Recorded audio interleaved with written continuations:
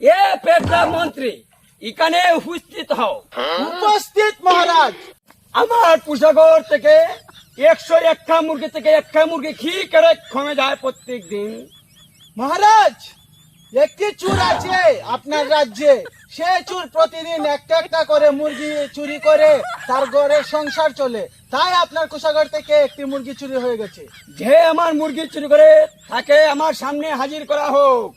ঠিক আছে মহারাজ, আমি গিয়ে এক্ষুনি চোরকে নিয়ে আসছি। শীঘ্রই নিয়ে এসো।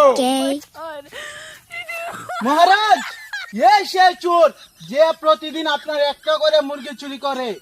এ মুরগি চুর, তুমি আমার ফার্ম থেকে রোজই কেন একটা করে মুরগি চুরি করো?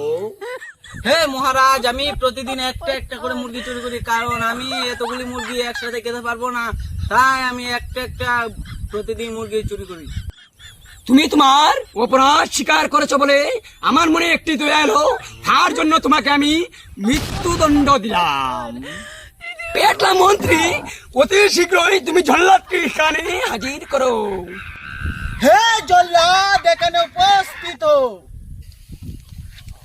আদেশ করুন মহারাজ। হে জল্লাদ, অতি শীঘ্রই এই মুরগি চুরকে গর্ধান দেওয়া হোক। হে মহারাজ, আমি আর মুরগি চুরি করব না, আমাকে মাফ করে দাও।